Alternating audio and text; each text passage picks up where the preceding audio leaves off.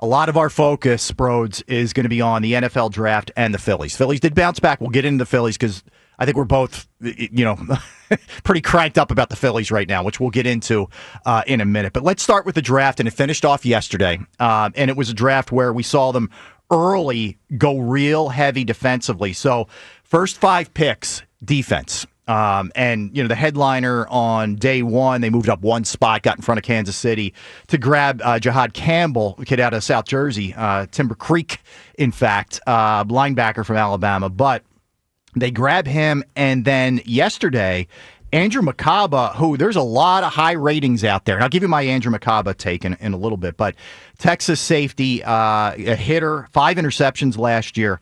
They keep it rolling in the 4th round with Ty Robinson, a defensive tackle, 6'5", 288. He's a guy who kind of blew everybody away in the combine by showing off how athletic he was, right? And then they continue this, D-back, linebacker, before they finally take a center in Drew Kendall with their 3rd, 5th round pick. So clear message there, what they were looking to get going. Yeah, and I love it. I love the mentality. I mean, it's definitely a little unorthodox, if you will, just based off of maybe attacking the linebacker this draft. Unless you want to, I don't know, kind of call them pass rushers, if you're looking specifically with the first one, obviously, in Jihad Campbell. But I love the idea. You lost pass rush last year in free agency, or this most recent free agency, and you need to find a way to replenish that. And you trade CJ, you need to find a way to replenish that. So I'm seeing Howie Roseman actually tell us the truth, which is always a question mark when he speaks to the media. But he said this is going to be a little different. We're going to try some new things. Just focus with me here on my plan. And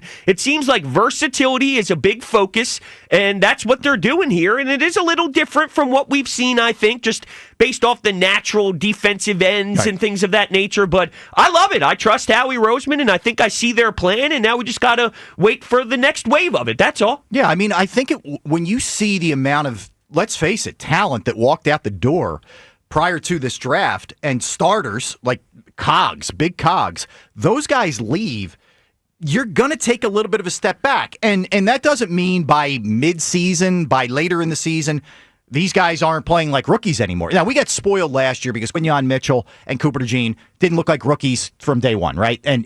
But the difference was, I think, in a lot of ways, when they had the bye week in week 5, we know they were 2-2. It was, dicey, let's face it. They plugged Cooper DeJean in there and everything changed, right? It took him a little bit of time because he had the injury. Maybe it took him a little bit of time to just sort of get his bearings. I could see the same thing here with Jihad Campbell. I could see the same thing with Makuba. I think both of those guys could start, by the way, or play major roles. Maybe they're not quite there right away, and maybe the offense carries you.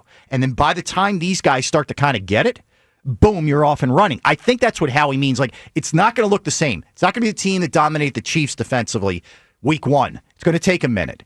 But be patient because we've got enough else where we're still going to be okay. Yeah, I agree with you. And I think they do have 2 starters here with their first 2 picks, which is very important for some of these holes to fill. And obviously the Nakobe Dean thing is still up in the air with the injury, but you're also dealing with an injury with Jihad Campbell, no doubt. To be fair as well. That's why he slipped the way that he did. But I really do love the identity of what this can bring for you, with Makuba being another guy who can help take away the football. We've seen interceptions with CJ be a huge part of flipping the field, and when he's no longer here, you got to do that. And with Campbell, I almost feel they watched Zach Bond, and not knowing he was going to play at an all-pro level, obviously, and realized, as great as he is, and I don't want to make it seem like a knock on him, there's a way where we can almost groom a younger, faster version with more pass rush ability, maybe, and they use that as a staple and a foundation piece, and let's try to expand on that further. And with Jihad Campbell there, it's almost like, whoa, this is perfect. A guy with that type of talent who's slipping in the draft due to injury, we can almost find a younger version with the higher ceiling of Zach Bond. So let's have that mold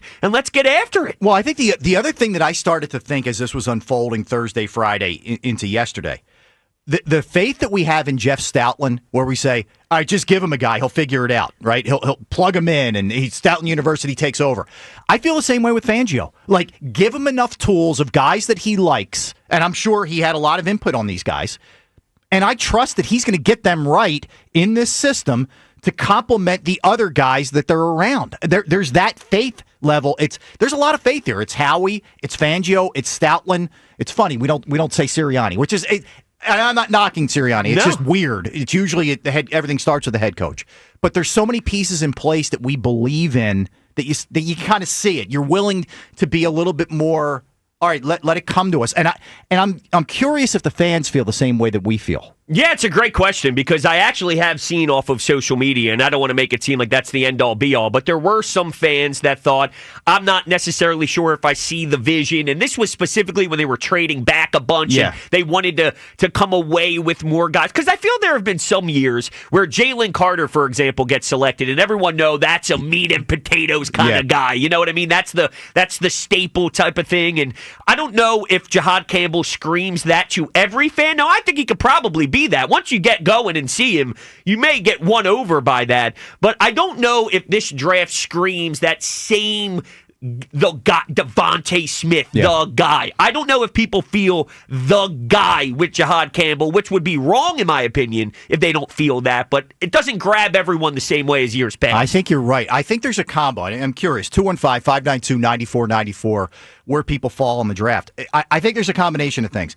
I think you were on such a high of the Super Bowl, and then you were like, damn, man, can I just enjoy this a little bit longer before everybody leaves, before all these guys are out of here that made plays that helped you win the Super Bowl? So I think there was not conflicted. The overriding thing was joy from the Super Bowl, but there was a little bit of oh man, it was kind of it was like the day they traded Cliff Lee and then signed Roy Halladay. You were a little bit torn, right? So I think there was a little bit of that. And you're right. Maybe these aren't as marquee as some of the other names that the Eagles have selected. I know there was a big debate about Quinyon Mitchell. Everybody kind of knew who Cooper DeJean was.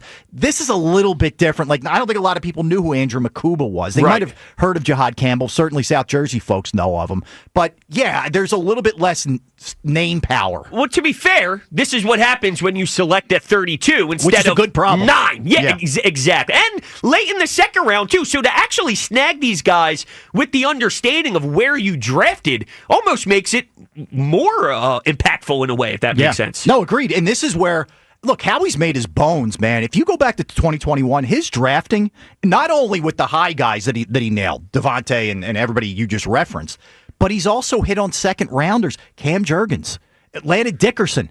We just talked about Cooper DeJean.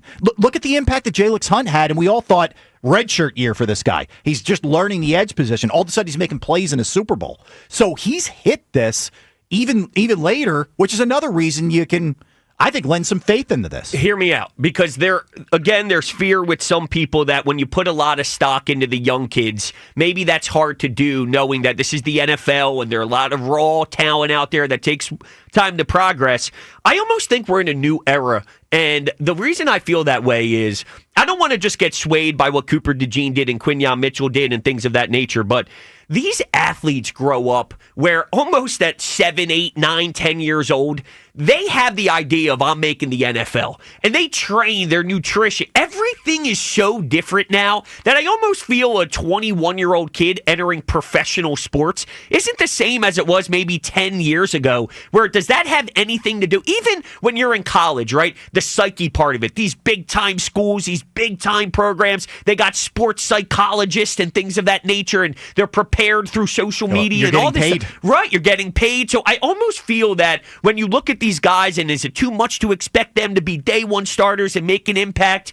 They're just wired differently growing up with this almost being their plan, whereas I don't know if it was that way earlier in sports. So maybe I'm reaching, but that's a thought. Well, but it's also, I think, because this specific situation with the Eagles, because so many guys left, there are opportunities. If they kept this pretty much intact on the defensive side, Jahad Campbell and Andrew Makuba probably aren't getting on the field. They're going to get on the field, okay? Yeah. They're good. But you're right. I think you make a good point. The fear of, oh, my God, 22 years old or 21 years old is not quite the same as it was. These guys, whether it's good or bad in our society now, you're grown up a lot quicker in some ways. The reason I bring that up is I just don't know if sometimes we put too much stock into what the next wave of Eagles are going to be because of the success of Quinyon, because of the success of Cooper DeJean. So sometimes maybe the expectations get skewed because you said, oh, well, these guys did it. And right. I don't know. Maybe there's a reason why these guys were able to do it, because we're in this new era of professional athlete. Right, no doubt. 215-592-9494. You want to jump in there on the Eagles draft. But going into yesterday, they were 22nd in home runs, 22nd in slugging percentage. Okay? Awful, right? But weirdly enough, 3rd in on base and 9th in OPS. So what that tells me, a couple things. They are getting on base more, but their clutch level is in the toilet. Okay, number one. But number two, it makes me wonder, do you just say, scrap this, go back to who you are, boys, and get up there and rip? Yes. I think you might be getting to that point. Yeah, you have to, because this isn't working. And I don't think it's one of those things where the players are so good that they'll naturally get out of this funk with this new approach or whatever, because I don't think they are. I also think that's another element of it, too. We overrate them a little? Trey Turner stinks. Yep. I'm sorry. Trey Turner's not good. Last year, he hit 295, and I hated it was his the season. weakest 295. It was a joke of a 295. He's hitting 245. Now, Ed, the bad errors are starting to happen. Correct. Poor Luzardo threw what, an extra 19 pitches? Because of that. And 2 earned runs. Now, they're not earned, I'm sorry. Unearned. 2 runs on his ledger, but unearned because of Trey Turner. So, not to mention Friday. Can I just mention Friday? Yes, you can. Okay, so the wind is blowing in. It's like a tornado in Chicago. You know that. Everybody knows it who's there, okay?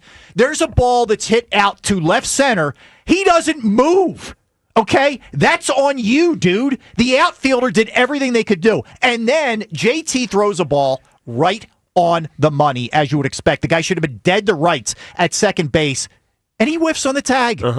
So all the bad habits in the field are creeping back now on this over the last 2 weeks. We're seeing it again. I'm telling you, he's just not a good player. And then you factor in Bohm. Bohm was a behind Bryce Harper bat last season that produced an insane amount of doubles and a ridiculous amount of RBI. Now, whether you expected him to have more power, this and that, whatever, last year prior to the injury, he was doing something that was significant, getting timely hits, knocking in runs. 97 runs driven. That's a big deal. Now he's an 8-hole hitter. He's another problem. I think we've overrated guys. JT, I'm not mad at. I just think father time catches up. It's what it is. But he's not good hitting the baseball. No. Still an excellent fielder. Yes, for sure. Catcher. Yep. But you just don't have. And the fact that Dave Dombrowski really ran it back with Rojas and Marsh. Marsh is in AAA. Sure, Rojas is, quote, hitting better, but the bar is so low, it's laughable. Yep. Max Kepler stinks. Nick. As much as Nick sometimes has good stretches, when he turns into that I'm going to swing at the stuff that's not even close to the plate thing, there's no positives that outweigh his negatives garbage approach, in my personal opinion. Is he top on my list? No, but he's still on the list. Bryce isn't even living up to the expectation right now either. The bullpen sucks. So my point is, I think we've overrated a lot of this team, with also the approach stuff not working too. All right, so let's just run through. Let's stay on the and I know the bullpen is a train wreck. Romano. But let me just run through the offense just to back up your point. Please do. Okay, so and Bohm, granted, he's coming on. I'll give him that. He is coming on. But here's where we are. 224 average with no home runs and 7 runs driven in. How many walks? Out of your third baseman, and he's got 2 walks. Okay. That means That's he's swinging crazy. at that first pitch crap and not listening again, which got him benched in the NLDS last year. Harper, okay? And again, I know he'll heat up, understood. 242 average, 385 on base, and a 444 slug, and an 830 OPS. The OPS is fine, but the other stuff, it's not good enough, okay? And yeah, he's got 5 home runs, but if you're not going to give me the average, you better have 8-9 home runs, which he doesn't have right now. We go to Trey Turner, just to back up your point. 245, 333 on base, 316 slug. 316 slug and a 650 OPS for him, for Trey Turner. He's got 1 home run, no triples, and 4 doubles. Awful. And he doesn't field. Okay? And he doesn't field. And he's here for, I think, 47 more years on the deal. Maybe it's 46. I don't know. I might have exaggerated that. But, it's like, and you mentioned JT 233, Kepler, whatever. And we know that left and center were major issues. The problem is what you feared the most coming into the season was the bullpen, because Hoffman left and others left, and were guys ready to step up. Romano, we'll get into in a second. And center field and left field. And the fact that they just collectively go into these funks. Every single one of those boxes are checked. Every one of your fears are checked. I got to go another step further, too, because Rob Thompson, who, by the way, I don't think is a bad manager. I don't want to say that. I think early on he showed urgency, but then truth is you kind of go back to who you are. This is who he is. I heard him say the other day, and I wish I got audio of it, and this is just on me off the fly here, but he was discussing how it was, I believe, the first game against the Cubs where the 7th inning, there were 2 men on with no outs, and that was the inning that really stood out to him as a missed opportunity. But all the other innings when there were runners left on base, he didn't view it the same way because there were 2 outs and there was only really 1 chance to knock them in, so it's not that problematic. And I'm thinking, dude, that's a joke. You guys are going to need 2 out hits in the playoffs. You need to have big moments, clutch ABs, big cojones in the postseason when it's cold in October. 2 outs, the other team's going to their pen. You need to be clutch. That's when you got to get it done. The fact that he looked at that as almost it's not really a spot for us to be big. That's insulting as a baseball fan. I hate it. Here's the thing. My toes are curling, by the way. I get. Was that weird? TMI. Was that weird? You move over a little bit. I can't stand it. We're right next to each other. I can't stand it. All right. So go have a cigarette or something. All right. Take it easy. No, but my thing is with him, I get it. He's never going to come in with a flame torch and take out his. I understand that. That's not the way it works anymore. Understood. Okay. I'm not doing the old man routine that he needs to flip tables and he needs to be Lou Piniella screaming and all this other stuff. I'm not saying that. However, it is insulting when you give us stuff like that. Like, we know better as fans. Please have the decency to say, you know what, we got to be better with runners and scoring. You're not calling out individually, but you're stating the obvious to us, where at least we know we're on the same wavelength. Don't give me that, hey, but there were 2 outs. Okay, you get 3, man. So deliver. Don't tell me there were 2 outs. It's Kapler-esque where he would insult you after you knew the Phillies got it handed to them, and he would point out, yeah, but did you see the hit that so-and-so had in the 4th? Yeah, I saw it. You were down 9-1. He got a hit with 2 outs, and the next guy made an out. Why are you bringing that up? Don't do that. So Rob dances on that line sometimes, and it annoys me. And I'm with you. Like, I'm not saying fire him or anything like that. But what I am saying is, if this continues looking like this, with all of that money you got allotted, someone's paying a price. Mm-hmm. I promise you that. Mm-hmm. Because you ran it back. You basically said, my players are good enough. Okay, and you're John Middleton, and you're seeing a middling, 14-13 team that's 5 back of the Mets or whatever at this point. Someone's paying a price. I got so much to say, it's not even funny. I just hate the fact that you go into a Mets series in Queens knowing that team kicked your ass in the NLDS after you won the division with 90-plus wins, and you get swept. You get swept that way? That's disgusting. And not only that, just this whole what you should do to try and inspire this team. The fact that we need to search for answers to do that in April is also annoying, but this is what I would do. I would fire Kevin Long today. I would have fired him in the offseason. He's the Phillies hitting coach. For the hitting coach. I would fire him today to piss people off, and then that would set off the alarms where if this continues, unfortunately, Rob is next. Yep. How much do you love Rob? Because I feel like the clubhouse does like Rob. This is the first step. Kevin Long, see ya. And if you guys don't get your head out of your ass, Rob's next. That's the thing. And I don't know, like, if you weren't motivated enough by getting there 3 years, by going to the World Series, getting close, by losing 2 games when you only needed 1 in your place in an NLCS the next year, and then having the Mets take you out last year, I don't know if that pilot isn't burned out. Like, you're trying to turn it on. You want to boil your water. Maybe something tick, tick, tick, tick, tick, and it isn't coming on. Maybe it's not there. It's amazing what the Phillies would do to us. We were talking about Howie Roseman, Barry Manilow, Elton John. I know. You talk about the Phils, and I'm saying things that your toes will curl. Things I didn't think we would hear today. Oh, man. Things I hoped we weren't going to. You can't stand this team. And for what it's worth, Aaron Nola tonight, hey, 0-5 with a 6.43 ERA to get the series. I'm a Nola guy. He's bound for a good one, Rob. He's due. In all seriousness, I agree. He is nowhere near this guy that we've seen. The only thing that worries me velocity.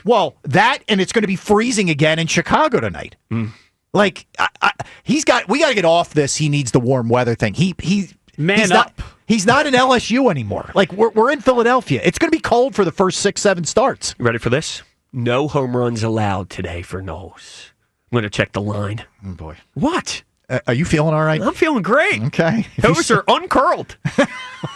Stop. To the phones? Yeah, that's right. To the phones we go? It's really like the I'm last one. Really, I'm going to sit in the studio with Francisco Yeah. at this point. Yeah, you can use the mic here. I'll just Thank throw you. it to the side. Let's go to Steve. Steve's in Cherry Hill. Steve, you're on with Hunter and Rob. Hey, Steve. Hey guys, how are you? What's going on, Steve? How are you? First time ever, Rob. Back-to-back calls. So this My is- man. So anyway, I got a question for you. I want to vent a little bit. Please. What's more annoying, Rob Thompson, Dave Dombrowski, or that stupid pitching coach that comes out to the mound and holds his hands over his mouth like somebody's going to say, Caleb got them. Caleb, yeah. Hey, yeah, You know, I'm with you. Like, maybe we can annoying. stop with that. You're not giving away that many trade secrets that we have to go out there with, a No visor kidding. over Like- your mouth. It's like Andy Reid with the play call on the play chart. It gets under my skin. All right, so I got a question for you guys. What's the over and under tonight, I should say? Noah, 2.5, giving up 2.5 home runs. Brodes? Over, Under. You're on record, man. Under. You kidding me? He's going to throw a gem. He's due for a gem. I hope you're right. I actually So do anyway, think he pitches well tonight. I really do. I feel good about him tonight. Bros, you got to go to decaf. You're a little bit hyper today. Yeah, I know. It's the Phillies keep losing, so they're pissing me off. Blame the Phillies. I got you. Yeah, don't So hate the anyway- player, hate the game. Mm-hmm. So where are they going to go with Dean? Is he like trade bait once he gets better, or what's Jacoby going Dean? on? I don't think so. Yeah. I think it's one of those things where you can utilize all this talent. One thing that Howie says, a lot of people say this, but you can't have too much pass rush. You can't have too much talent out there on the D line. And I know this is a little bit unique of a situation. We're talking linebacker-ish, but just the idea of you can't have too many good players out there. So find ways to make it work, and Vic Fangio's a smart one to do it. Yeah, Steve, I've heard a little bit of that chatter, like where people are saying, you know what, you let Nakobe walk at the end of his deal, Yeah. and I don't really get that. Like, to me, those guys, when he was healthy last year, they formed a really good tandem. Hell yeah. And we waited how long to say that in Philadelphia about linebackers? So I'm not in a rush to get rid of Nakobe Dean by any stretch. Yeah, I was listening to the morning show this week, and that's what they were saying. So I'm buying it yet. So anyway, this safety we picked up, is he another Jeremiah Trotter Jr. that's just too small for his position? No. He's 5'11", 186. I think I looked, and it's very similar to CJGJ. Yeah, he's not. Ish. He's. I would call him slightly undersized, but he's not an extreme undersized guy. No, okay. Yeah. All right. No, thanks for taking my call. You got it, Of course. Steve. He doesn't play small either. No. Now, I will say, okay, maybe because in football it is a big deal. CJGJ, same height, but definitely a little bit more girth. Yeah. I'm sorry. I don't know what the hell is wrong with me today. What's going on with The this guy? is that? What is happening here? Thicker. Here's what I would say about him. Be specific to Makuba. Do yourself a favor. Go and look at his highlight reel. There's a lot of good hits, but there's one in particular that he lays on Carson Beck when Carson Beck is scrambling. I think it was in an SEC title game. Yeah. So he gets out of the pocket and he's got a pretty good he's moving pretty good head of steam, and Makuba flat out just lays him out. And it was a clean hit. But I want to play this cut for you. So Emmanuel Acho, who is a Texas guy, so he keeps a very close eye on him, had this to say regarding the Eagles' second-round pick. Howie Roseman, well freaking done. The Eagles got 2 day one starters in this draft already. Andrew Makuba out of Texas. I watched every single one of his games as a Texas alum. The biggest thing, he is an enforcer. When you lost Chauncey Gardner-Johnson at safety, you lost an enforcer. Andrew Makuba, remember the hit he laid out, and if you missed it, go look it up. Hit he laid out on Georgia's quarterback on the goal line in the SEC championship game when Texas played Georgia. Completely smacked the dude. He also is very, very, very versatile because he has elite range, solid ball skills, but more than anything, he gonna come down and hit you. Makuba plus Reed Blankenship, you're shored up at the safety position. Plus the linebacker acquired yesterday, shored up the linebacker position. Howie Roseman, 10 out of 10 on this draft. All right, so Emmanuel Acho of Fox Sports. So here's the thing with him, with Makuba specifically. I think it's going to be really interesting to see what happens here because you have Sidney Brown, who is another guy who's a hitter, right? Maybe not the biggest guy in the world. I do wonder if he physically can hold up with the style that he is a missile, okay? I think this is why I said to you off the top of the show. I think Makuba could grab that starting spot, and I again Campbell. It's going to depend on health, to a degree, and what's up with Nakobe. How quickly is he coming back? Do you want to use him more on the edge? Do you want to use him more on the inside? Whatever. But both can be at least, I think, major contributors right away. They definitely view that as what this is. And the Sidney Brown thing's interesting. I almost look at it like this. You can tell me if I'm off base here, but I remember listening to Howie say something along the lines of, when we look at certain things around the draft time and all, we always go back to what's our worst case scenario. And our worst case scenario still needs to be good. And that's sort of maybe where they have their floor. So when they make decisions, they know if the worst happened here, we're still in a good spot. I almost feel they're viewing safety and right guard where if Sidney Brown this is prior to the draft. If Sidney Brown happened to be our starter, that's our worst case scenario, which is better than most would probably be. And Tyler Steen, if he is our right guard, that's our worst case scenario. We can survive with them. Now, if you draft Makuba, as you see, he beats out Sidney Brown. That's one step above their floor at the safety position, but that's sort of their mentality. You think I'm on No, base I think there? you're right. I think you're right. And that's why you're dealing from a position of strength. You're not one of these teams that's like, oh my God, we have a black hole at guard. We have a black hole at line. No, they're not. And that's the beauty of this. Let it be a competition. And I think with Vic Fangio, one of the things we saw last year was, guess what? Like Devin White, if you're not good enough, goodbye. Bryce Huff didn't play. Right. Bryce Huff was inactive in a Super Bowl. So they give him enough autonomy and leeway that even though you might think it's Sidney Brown, nothing against Sidney Brown, but if you think it's Sidney Brown going in and Makuba outplays him, I believe Makuba will be the starter. When it's not going to, there's not going to be any other agendas or motives there. It's just whoever the best guy is going to play. And that's probably best because I do think it would be a better idea if Sidney Brown is sort of in that rotational role compared, because he plays with his hair on fire, but I also think he's very out of. He plays with so much chaos that I almost feel that might be an over pursuit sometimes. He still needs to be polished. Yeah. And not that Makuba doesn't, but I think Sidney Brown probably takes it to an extreme. Yeah, it's almost the way he sort of has to play, but you can get yourself in trouble. You can make a spectacular play where you light a guy up, and then all of a sudden, you're burned on a double move or something like that. And yeah, exactly, where you get yourself in trouble. Fred's in Scranton. Fred, you're on with Brodes and Rob. Hey, Fred. Frederick? Freddie? No, Fred. We got right. Dennis. Thank you. We got Dennis. Dennis is in Newtown. What's up, Dennis? Hey. Hey. Good morning, Brodes. Good morning, Rob. Hi. How are you? Brodes and Barry Manilow, perfect together. Would not have put that combo in the same sentence, or Crocodile Rock, frankly. Unbelievable. We're learning things today. One T in the middle name. There's a lot going on here. Yeah, I can tell. Listen, I think I like the draft. I think when free agency rolled around, I think the sentiment out everywhere was they lost a lot, and how would they replace it? I think they focused on the defense in the spots they needed to focus.